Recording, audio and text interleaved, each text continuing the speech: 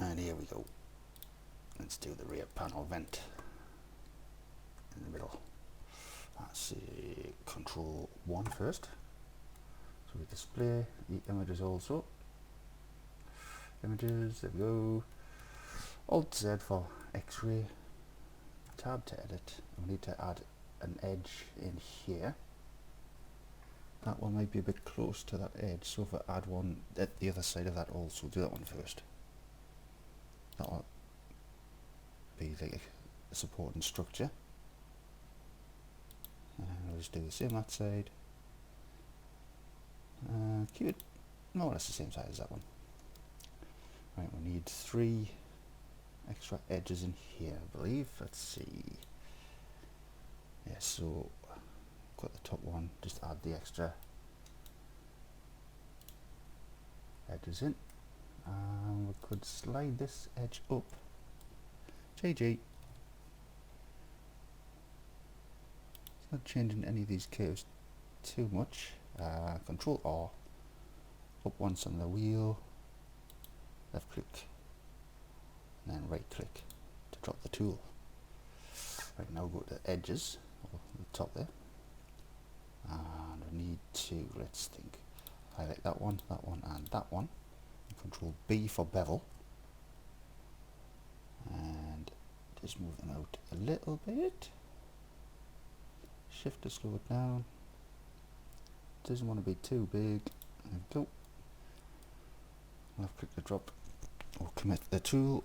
3 or faces. Right, so all we need is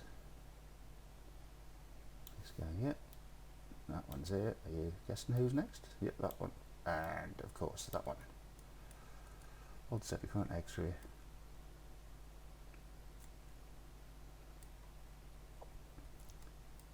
And extrude Y. There we go. Oop, tab. See, there are 2. They need to be like a bit of a greater curve. So control R. About square will do. Actually, undo that a second. 2. Highlight all those top edges.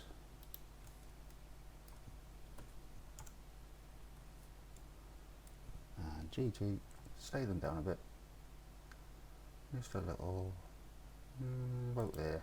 Yeah. Now we'll do Control R. I'll skew the screen around a little bit. Control R. Slide them across. Try to get that square, that whole area, if that makes sense. And do the same on this side. Hit square. There we go. Nice.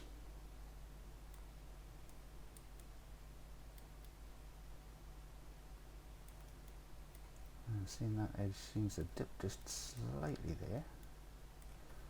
If we go try Control 1, alright, that one there, so we just drag a box around all of those there. Come back to the side slightly.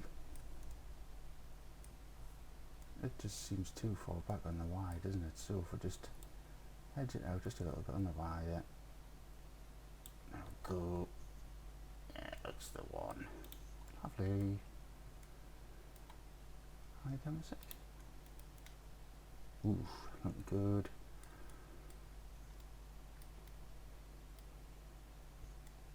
Okay, so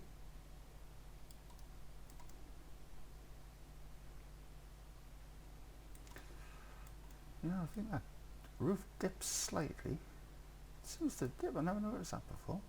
We'll get back to that. Right, so let's create this section in here for the honeycomb.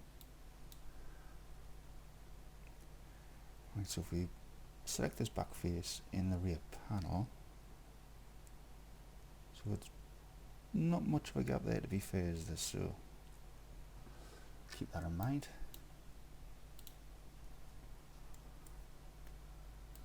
Highlight rear panel, and we'll just hide everything else for now. So slash on the numpad.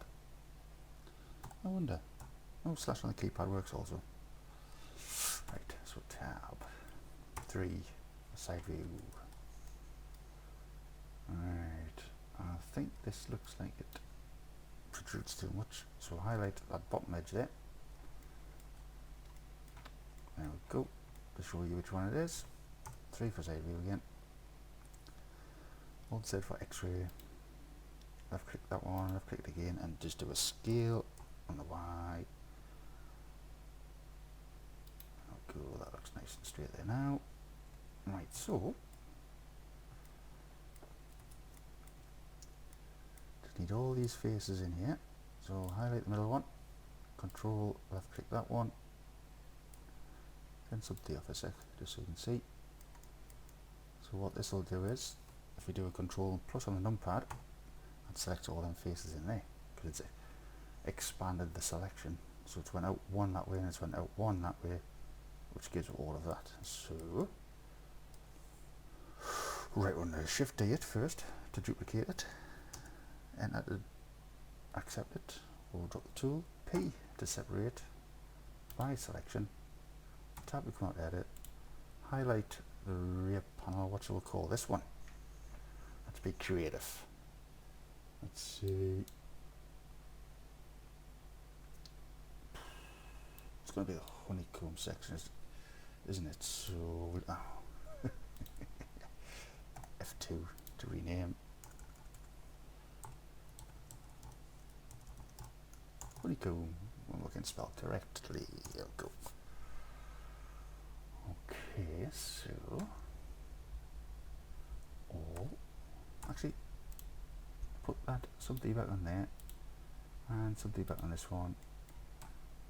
Tab for edit. Alright, so those faces are colliding, so we'll just slide it out a little bit, and these edges. Alright, so A for all. Left click on the center one there, go to global and then change that to normal, so whichever way the normals are facing. Generally, if you think from the center of the polygon, it comes out perpendicular to that. Right, so if we do a scale on the Y, not too much though, scale Y, shift just to move it slowly, and bring it down a little bit. Okay, now I need to pull it in from the X also, so scale X. Again, shift to move slowly, and that'll do. And drop back onto global again for the transforms. Right, we need to inset this bit to create the edge all the way around here. So with that lot selected there, I for inset, shift to slow it down, just to create a lip really, isn't it? So it doesn't have to be too big.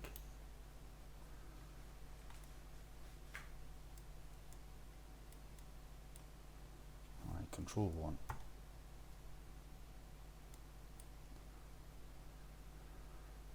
Need to cut that across there. What happens here is, normally, if it was inside of, if it had more geometry around the outside, you would just untick the boundary, and that would get rid of that edge there, yeah. But since that is the outside boundary anyway, it removes all of them anyway, so we can't use that just now. So, nice and simple. K for knife. Click on that vert, press C. There we go. Left click on that middle edge here and just press enter. Same again. K for knife. C. To look at the angle. There we go. And then drop. Drag a box around these three. JJ. Slide them to the center. A for all. M for merge. Y distance. Ooh, right, getting there. Right, so we'll do Alt, left click for the outside edge, and then do the next edge in also, not forgetting the bottom, and then we'll go extrude Y.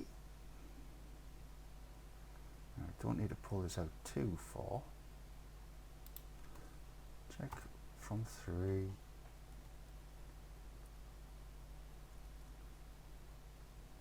Looks pretty much lined up there, doesn't it? So, and the image set back a little bit by the looks of it.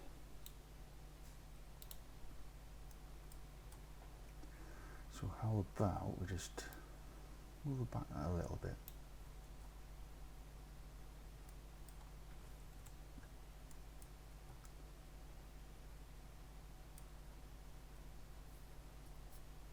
Right.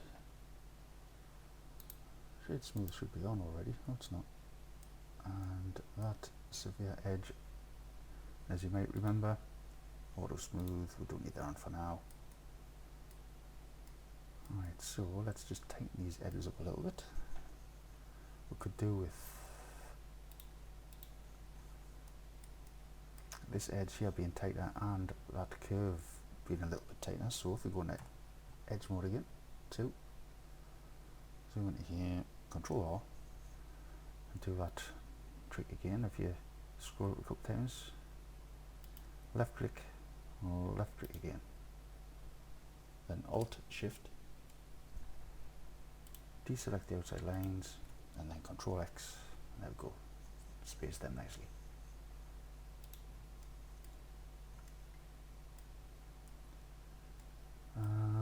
How about we'll put one on there also, just one or two, and bring it forward.